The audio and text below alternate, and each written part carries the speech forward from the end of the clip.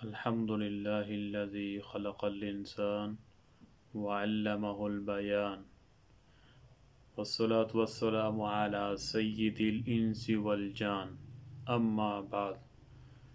میرے محترم عزیز ساتھیوں، بھائیوں، بزرگوں، سب سے پہلے گزارش یہ ہے کہ جامعہ الحسن آپ اس چینل کو سبسکرائب بھی کر لیں اور بیل کا بٹن بھی دبا دیں تاکہ نئی ویڈیوز آپ تک پہنچتی رہیں اور اپنے دوستوں کے ساتھ بھی اس کو شیئر کریں۔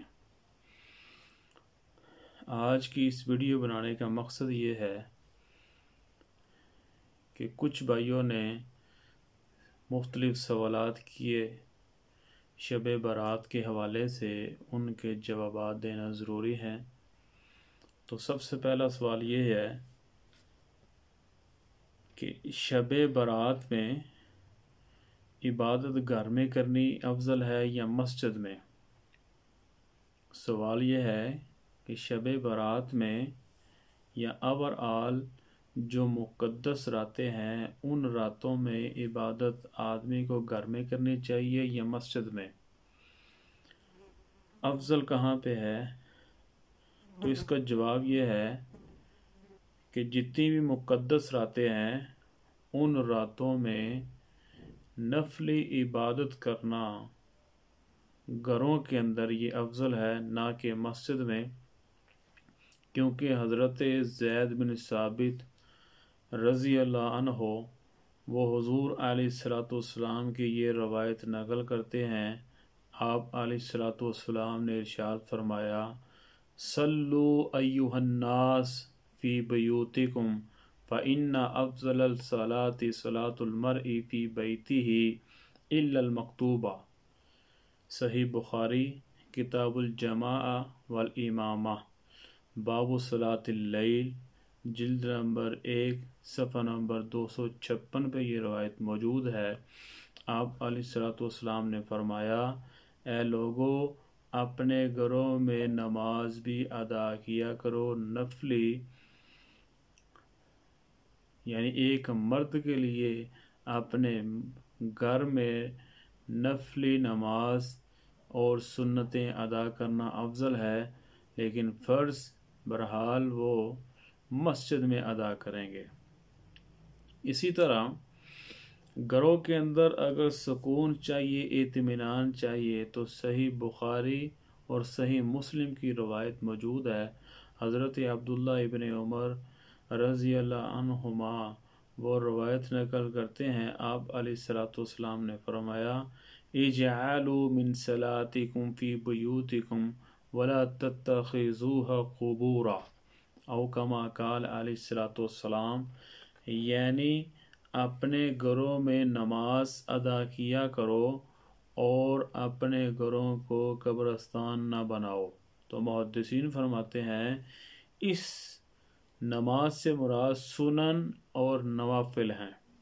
تو معلوم ہوا کہ ہمیں اپنی نمازیں یعنی سنن اور نوافل وہ گھروں کے اندر ادا کرنے چاہیے اور فرض نماز ہمیں مسجد میں جا کے ادا کرنی چاہیے۔ امام نووی رحمۃ اللہ علیہ شرح مسلم میں ارشاد فرماتے ہیں کہ اگر کوئی آدمی سنتیں اور نوافل اپنے گھر میں ادا کرتا ہے تو اس کو کئی زیادہ حکمتیں اس میں انہوں نے بیان کی ہیں اور کئی زیادہ فوائد ذکر کیے ہیں۔ نمبر 1، ریا و نمود سے دوری، یعنی جو ریاکاری ہوتی ہے، جو دکھلاوا ہوتا ہے، اس سے آدمی بچ جاتا ہے۔ انہوں نے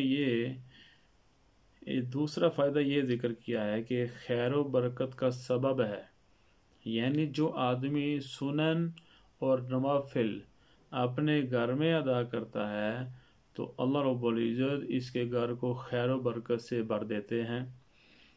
تیسری بات، گھر میں رحمت کے فرشتے رہتے ہیں، یعنی جو آدمی گھر میں سنتیں اور نوافل ادا کرتا ہے تو اس سے گھر میں رحمت کے فرشتے حاضر رہتے ہیں ہر وقت۔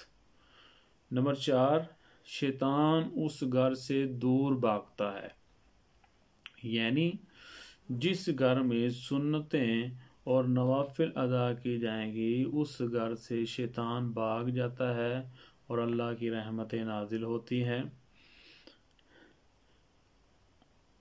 اور اسی طرح وہ گھر نور سے بھر جاتا ہے، اللہ رب العزت کی مہربانیاں نازل ہوتی ہیں اور اس گھر میں کشادگی آ جاتی ہے بہت زیادہ۔